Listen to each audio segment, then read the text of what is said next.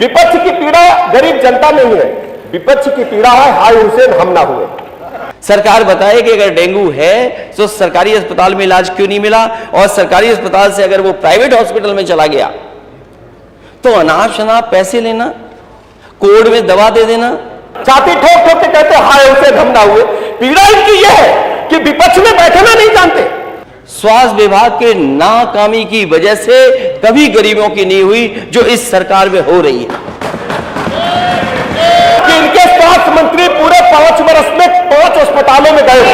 कम से कम सरकार बताए कि स्वास्थ्य व्यवस्था बेहतर होगी कि नहीं होगी।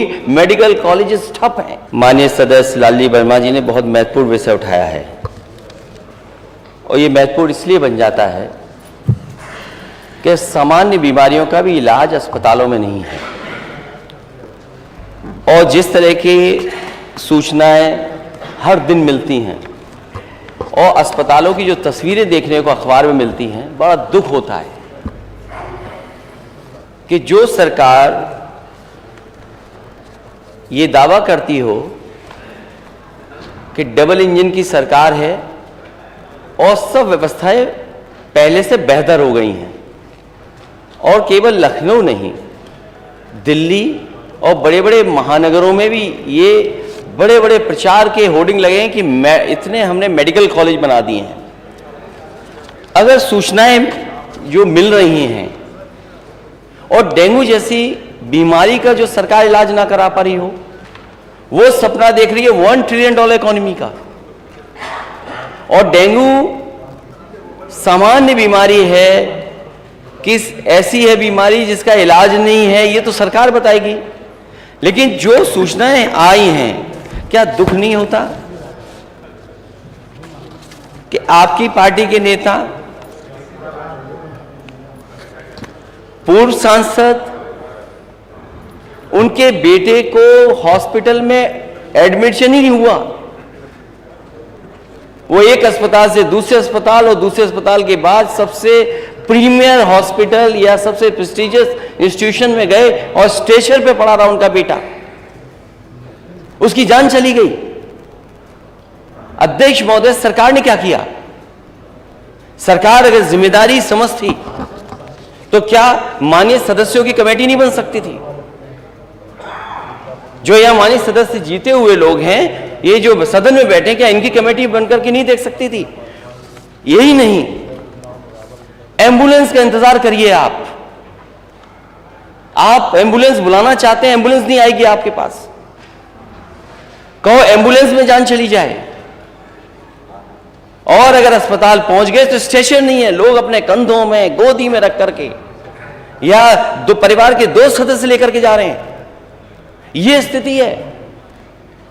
और अस्पताल में बेड नहीं, 2-2 भर्ती थे जिस समय डेंगू अपने पीक पे, जब डेंगू था तो अस्पतालों में एक बेड पर 2-2 मरीज थे, राजधानी में थे। और अगर राजधानी में यह स्थिति है तो दूसरी जगह क्या स्थिति होगी प्रदेश के किस दूसरे कोने में? जो कहां घूमे, कहां जाए मरीज? सरकार बताए कि अगर डेंगू है तो सरकारी अस्पताल में इलाज क्यों नहीं मिला, और सरकारी अस्पताल से अगर वो प्राइवेट हॉस्पिटल में चला गया तो अनाप शनाप पैसे लेना, कोड में दवा दे देना, उसका लाखों खर्च करा देना, उसके बाद भी नहीं जान बच रही है। और ये केवल एक जगह की सूचना नहीं है, पूरे प्रदेश में माननीय सदस्य यहां बैठे होंगे, उनके पास सूचियां हैं उनके क्षेत्रों की कि किन लोगों की डेंगू बीमारी से जान गई है। अभी माननीय सदस्य ने ठीक कहा कि जिसकी जान गई है लापरवाही की वजह से, यह अस्पताल पहुंच गया, इलाज नहीं मिला, कम से कम सरकार आ गया उनके परिवार की मदद करे, 10 लाख रुपए दे। आपको बहुत चिंता हो जाती है अगर कोई बात कह दी जाती है आपको। आप इतने वर्षों से मंत्री हैं, कोई अस्पताल नहीं छोड़ा जहां न गए हों, हर जगह छापा मारेंगे जाकर के। मुझे याद है मैंने पिछले सदन में भी कहा था, जहां सूचना दे दी कि यह स्थिति है सीएससी की, 2 घंटे में सफाई करा दी। हम ही अगर सूचना दें, हमारी जिम्मेदारी बनती है सूचना देने की, लेकिन आप क्या कर रहे हैं? छापा मार करके आप जाकर के क्या कर रहे हैं? किस अस्पताल में पर्याप्त इलाज मिल रहा है? और राजधानी में सबसे ज्यादा लोग आ रहे हैं और महानगरों में सबसे ज्यादा लोग आ रहे हैं, क्योंकि पूरी स्वास्थ्य व्यवस्था छोटे जिलों में खत्म हो गई है। आप यहां का पीजीआई उठा लीजिए, आप लोहिया इंस्टीट्यूट उठा लीजिए, बलरामपुर हॉस्पिटल उठा लीजिए, सिविल हॉस्पिटल उठा लीजिए, और इसके साथ साथ जो प्राइवेट संस्थान हैं, जब सरकारी अस्पताल में इलाज नहीं है तो मजबूरी में गरीब प्राइवेट में जा रहा है, और प्राइवेट में जाकर के उसके साथ लूट हो रही है। इतनी लूट स्वास्थ्य विभाग के नाकामी की वजह से कभी गरीबों की नहीं हुई जो इस सरकार में हो रही है। चलिए, होगी बात। आ गया विषय, सूची तो पढ़ लेने दीजिए अध्यक्ष महोदय। तो दे दीजिए। कोई अस्पताल बचा हो जहां जाने न जा गई हो। मैं जानता हूं जब स्वास्थ्य मंत्री जी खड़े होंगे तो क्या बोलेंगे, क्योंकि आपने अपना दिखा दिया। अभी बिजली मंत्री जी से सवाल था, आप बिजली मंत्री को भूल करके आप अपने स्वास्थ्य की बात करते, लेकिन बिजली मंत्री जी के बारे में बोल रहे थे आप। ये लंबी सूची है, मैं तो माननीय सदस्यों से कहूंगा कि अपनी अपनी सूची मुझे दें, जिससे हम आपके माध्यम से सरकार तक पहुंचा दें जिन लोगों की जान गई है।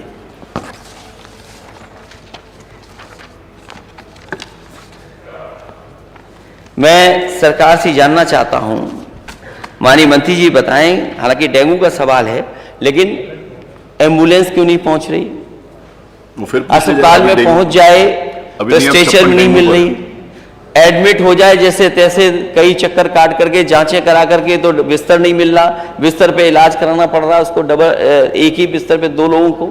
आखिर जिम्मेदारी किसकी थी? इतनी जानों की जाने की जिम्मेदारी किसकी है?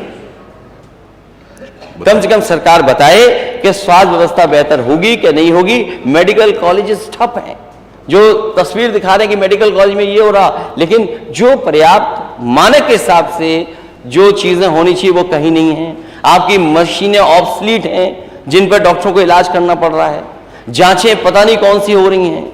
अगर प्राइवेट हॉस्पिटल में चले गए, नर्सिंग होम में चले गए तो कोड से दवा दी जा रही है। वो कोड क्या है? अगर माननीय मंत्री जी चाहेंगे तो वो कोड भी दे देंगे, उनका पर्चा।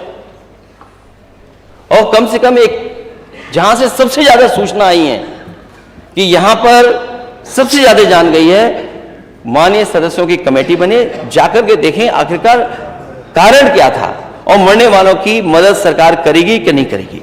अगर माननीय सदस्य किसी बात को उठा रहे हैं तो सरकार और वहां के अधिकारी मिलकर के नर्सिंग होम के साथ मिलकर के जो न्याय मिलना चाहिए, जो मरीज को इलाज मिलना चाहिए, वो इलाज दे नहीं रहे हैं। जो अगर आवाज उठा रहा है तो उसके साथ आप मुकदमे दर्ज करा रहे हैं। तो ये कहां का? मैंने नेता प्रतिपक्ष मैंने ये निवेदन किया है। डेंगू एक गंभीर बीमारी है। स्वास्थ्य महकमा अपनी जिम्मेदारी समझते हुए हमारी सरकार उत्तर प्रदेश के प्रत्येक नागरिक को बीमारी की हालत में उच्च कोटि की चिकित्सा व्यवस्था उपलब्ध करा रही है। माननीय नेता प्रतिपक्ष ने जो सब्जेक्ट उठाया है, सभी पूरा प्रदेश देख रहा है, लाइव प्रसारण चल रहा है। 2017 से पहले अस्पतालों की क्या हालत थी और आज क्या हालत है, तुलनात्मक अध्ययन आप सबको करना चाहिए। अब दूसरा विषय,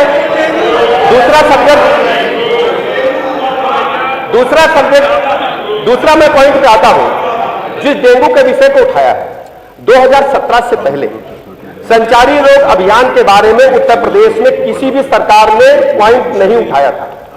मैं दावे के साथ कहना चाहता हूं कि 2017 के बाद हमारी सरकार ने प्रदेश में वर्ष में 3 बार संचारी रोग अभियान चलाया। हमने 13 विभागों का समन्वय स्थापित किया है, 13 विभागों का समन्वय स्थापित किया है, जिसमें पंचायती राज, सुनिए प्लीज, नगर विकास। अब इनको अध्यक्ष जी संचारी रोग अभियान के बारे में नहीं पता है। दिक्कत क्या है, हमारे जो समाजवादी पार्टी साथी हैं उनको क्षेत्र के बारे में ज्ञान नहीं है, उत्तर प्रदेश के डेवलपमेंट के बारे में ज्ञान नहीं है, उनके डीएनए में हल्ला मचाना है। आप सोचिए, आपने नियम बनाया है, पीठ सर्वोपरि होती, पीठ सर्वोच्च होती है, और मैंने नियम में पढ़ा है कि कोई भी व्यक्ति पर्चा पोस्टर बैनर लेकर के नहीं आएगा, और कोई सज्जन कुर्ते पे ही छपवा करके चले आए हैं। अब आप कहना चाहते हैं, देखिए उधर देखिए खड़े हो गए, ये ये अराजकता है, ये अराजकता है। मैं आपको बताना चाहता हूं, इन 13 विभागों के समन्वय के साथ जो मच्छर जनित रोग है उनको पूरी तरह से समाप्त करने के लिए हमारी सरकार प्रतिबद्धता के साथ काम कर रही है। आपको पता होगा, माननीय मुख्यमंत्री जी के गृह जनपद में आपकी सरकार में इंसेफ्लाइटिस को लेकर के हजारों बच्चे काल कलवित होते थे और संचारी रोग अभियान के चलाने के बाद आज हम उसको 100% कंट्रोल करने में सक्षम हुए। डेंगू का जहां तक सवाल है, डेंगू का जहां तक सवाल है, मैं आपको बता दूं, लालजी वर्मा जी आप सामने, आपके बारे में जो बताऊंगा, मैं बता दूं, मैं बता रहा हूं, हमने टेस्टिंग बढ़ाई है, माननीय अध्यक्ष जी, हमने टेस्टिंग बढ़ाई है, हमने एंटीजन टेस्ट बढ़ाए हैं। जैसे ही बुखार की शिकायत मिलती है एंटीजन टेस्ट करते हैं। हमने प्रत्येक जनपद में एलाइजा मशीन दी है। आपसे पहले एलाइजा मशीन क्या नहीं थी? आप लोग कहां सो रहे थे? एलआईजी मशीन हमारे प्रत्येक जनपद में है, जिसमें डेंगू के प्लेटलेट्स की जानकारी होती है, डेंगू की पुष्टि होती है। हमने जांच का दायरा बढ़ाया है, हम प्रतिदिन लाखों जांच कर रहे हैं और डेंगू के मरीज को चिन्हित करके उसे उच्च कोटि की चिकित्सा व्यवस्था उपलब्ध कराने का काम हमारी सरकार कर रही है। आपकी पीड़ा दूसरी है, आपकी पीड़ा बुखार नहीं है अध्यक्ष जी, विपक्ष की पीड़ा बुखार नहीं है, विपक्ष की पीड़ा गरीब जनता नहीं है, विपक्ष की पीड़ा है हाय हुसैन हम ना हुए। हम लोग गांव में रहते थे, छाती ठोक ठोक के कहते हाय हुसैन हम ना हुए। पीड़ा इनकी यह है कि विपक्ष में बैठना नहीं जानते, राजकुमार है, इनको होश ही नहीं है कि लोकतंत्र में जनता सर्वोपरि होती है, जनता जिसे चाहेगी वही।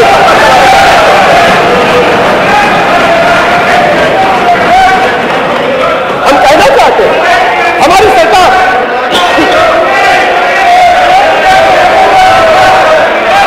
डिसीज के सर्विलांस पोर्टल बनाया है, प्रत्येक केस की हम निगरानी करते हैं, उसमें दर्ज करते हैं। हर नागरिक को यदि वो चाहता है इस पोर्टल के माध्यम से एक एक मरीज का ब्यौरा हम एकत्र करते हैं कि कौन कौन मरीज डेंगू पॉजिटिव हुआ है। ये पहले, इससे पहले कभी भी प्रदेश में नहीं था। और इसमें साथ ही साथ हमने सरकारी और प्राइवेट अस्पतालों को भी इसमें शामिल किया है। और सबसे बड़ी बात यह है गुरुदेव, इससे पहले सुनिए प्लीज। इससे पहले देखिए क्या हो रहा है। अरे प्लीज, इससे पहले देखिए तक किसी भी जनपद में ब्लड सेपरेशन यूनिट केवल बड़े जनपदों में थी। हमने 54 ब्लड सेपरेशन यूनिट लगभग सभी जनपदों में उपलब्ध कराने का काम किया है, जिससे ब्लड और प्लेटलेट को हम अलग कर सके। इसके अलावा अध्यक्ष जी, मैं नेता प्रतिपक्ष से पूछना चाहता हूं, डायलिसिस पहले केवल बड़े जनपदों में होती थी, आज हम 75 के 75 जनपदों में 10-10 बेड डायलिसिस के चलाने का काम कर रहे हैं। इसके अलावा हम प्रतिदिन, अरे सुनो तो, देखिए प्रतिदिन रविदास मल्होत्रा सुनो, प्रतिदिन 3-4 अस्पतालों का स्वयं मैं निरीक्षण करता हूं। मैं प्रतिपक्ष के लोगों से पूछना चाहता हूं, इनके स्वास्थ्य मंत्री ये बताएं कि इनके स्वास्थ्य मंत्री पूरे 5 वर्ष में 5 अस्पतालों में गए।